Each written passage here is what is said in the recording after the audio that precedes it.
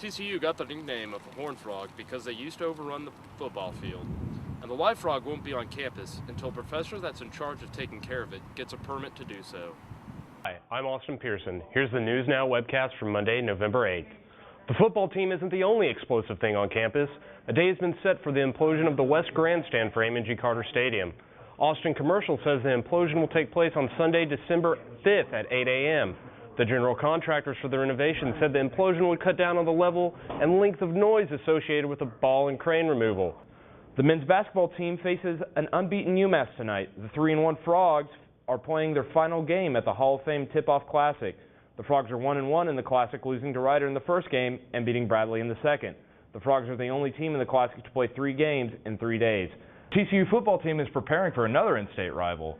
The Frogs play the SMU Mustangs Friday night in a nationally televised game on ESPN. TCU leads the all-time series with a record of 43 wins, 39 losses, and 7 ties. The TCU volleyball team also plays SMU this week. The Frogs play SMU Tuesday night. The match will be televised on the Mountain Network.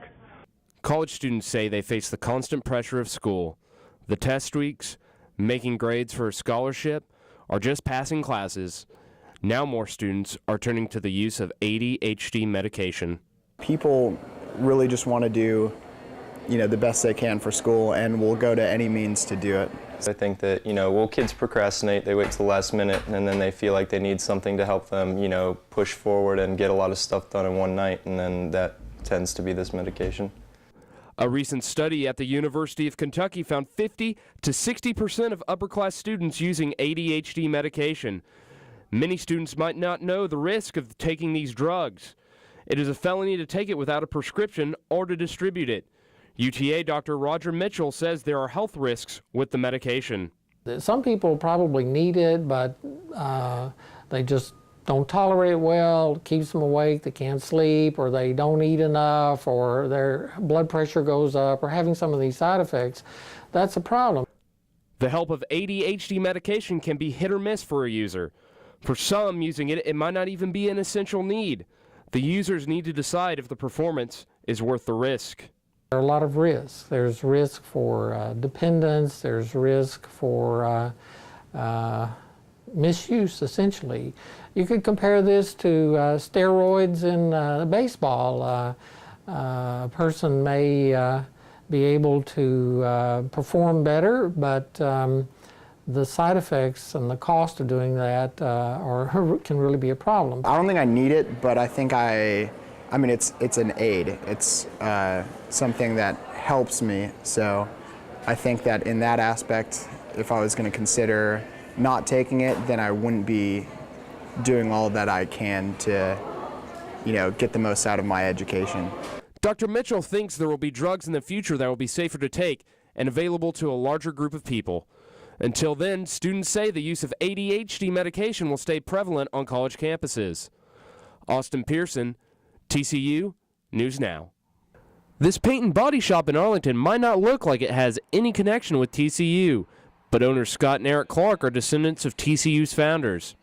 It might surprise the original Clark brothers that neither Scott nor Eric has a college education. So we all started working when we were like 10 years old and learned how to take care of ourselves at a young age and grew up pretty quick.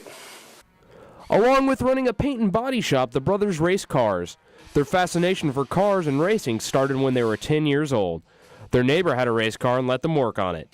Their passion only grew from there. When we were kids growing up, a guy down the street had a car and we helped him build it, and it's just something that kind of gets in your blood. And first time I went down the track, I was 15 on a motorcycle. And then we started racing Volkswagens, and then we got our own car when we opened up our shop. Although they run a successful business and are following their passion, Scott sometimes looks back and wonders what could have been if he attended college. He says having a college degree is important.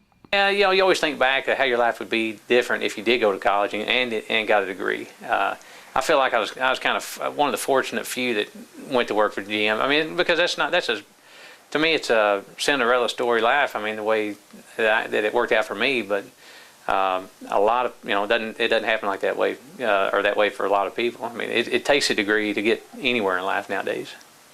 While these Clark brothers don't visit TCU very often, they say some of their fondest memories are family reunions held on campus, including their great-grandmother's 100th birthday party. Austin Pearson, TCU News Now. Sociology professor Jeff Farrell likes to teach his classes how he lives, outside the mainstream. It's his passion and how he connects with students. He exudes so much livelihood in his classes, and the thing that is so great about him is that in a way he's kind of like a renegade as far as other professors across campus. Farrell's expertise is in cultural criminology. He has spent years living in the underground and studying subcultures like graffiti. He wouldn't have it any other way. I like being on the margins. I like being among people that other people ignore or don't really know much about. So that's my comfort zone. I feel better looking inside out than outside in. And also, I want to give those people some dignity back and let people hear their accounts of how they live and what their lives are like. Farrell channels his energy through class discussions. He says he wants the discussions to be a give-and-take debate. He's happy to be the leader of the discussion, but says that he doesn't want to talk for an hour and a half. He wants it to be more of an informed conversation, and the students like it that way. Like how everyone gets involved. The concept's really not clear until everyone kind of puts out their opinions and it goes back and forth, and it's a really great way to learn. Every class is different. I never know what I'm going to expect when it comes to the topic. What Farrell is most known for is his affinity for dumpster diving. He wrote a book about it called Empire of Scrounge. He says he got into dumpster diving for the adventure and to be green. I've always been into sustainability, I guess, before that word was even used. I've always been into sort of recycling and ecological issues. Always been a bicyclist, but also I've always enjoyed the adventure of seeing if I can make it on my own. Whether it's talking about his time as a graffiti writer, demonstrating the values of dumpster diving, or studying the culture of crime, students say Farrell brings an interesting background and learning experience in the classroom. Austin Pearson, TCU News Now. You see it around campus every day. It's on signs, buildings, clothing, cars, and even has its own statue. Now SGA is trying to bring a real horned frog to campus. I had the idea in my head, and I wanted SGA to be involved. I knew I needed to get somebody who was inside of SGA, currently who could write legislation, who has had the past and has done stuff like this before. Patry says if they get the permit, the horned frog will be placed in the information center. There will be other difficulties for taking care of the horned frog if it gets on campus. The big challenge is obviously finding people to take care of it, and who's going to feed it, and at what time of the day and when, and also with the storage of the ants, and if that's a liability or not. Game has been chosen to be one of the caretakers for the frog.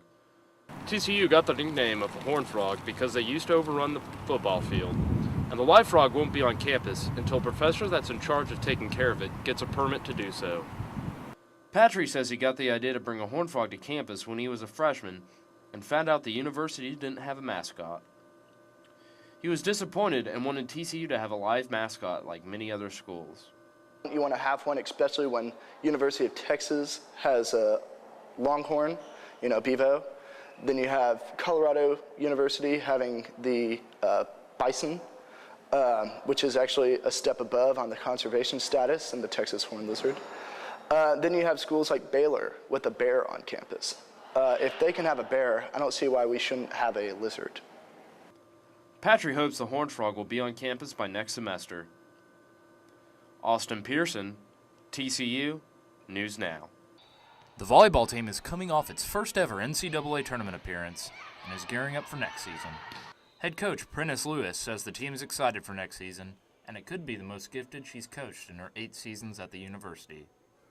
Going to have a very dynamic team, a very athletic team, and as long as everything comes together, we'll be a pretty darn good team. 2 of the players who will be key to the team are the Hester sisters, Irene and Kristen. There's something that sets these sisters apart from most other sisters. Lewis and teammates will tell you that their relationship isn't like most other sisters. Well, I will tell you, the two sisters are different than most sisters I've ever known. They are best friends. They get along so well. The younger sister, Kristen, almost didn't come to TCU, but her bond with Irene was too strong. It was my senior year and she was already here. I was actually committed to another school, and I couldn't stand it. Like my senior year, I was like, I have to have Irene on the court with me, and so I ended up decommitting, and I ended up coming here pretty much because I wanted to play with Irene. Most sisters have far different interests and personalities. The Hesters are very much alike. They pretty much have the same personalities and likes, Irene said, except for what they do in their spare time. Well, I like to be a little bit more active. Like on my free time, I'd love to go running or play basketball or just anything active. And Kristen kind of likes to sit around a little bit more. Since Irene has arrived on campus, the team has been winning more each year. Irene says she wants to take the next step and help the volleyball program progress further. Ever since I've been here as a freshman, the very first year, each year we've won a little bit more, so we're just like wanting to get to that next step. So we won the first round, now we want to get to the Sweet 16, and we want to make sure each year we're just progressively getting better. Lewis said she's impressed with how much they've improved since arriving on campus and expects a good season for the both of them. They're both great athletes. They have come a long way since being here at TCU, and Irene, this will be Irene's senior year, so it's their last year to play together, and I think it'll be a very dynamic year for the two. The volleyball team kicks off the 2010 season in August. Austin Pearson, TCU, News Now.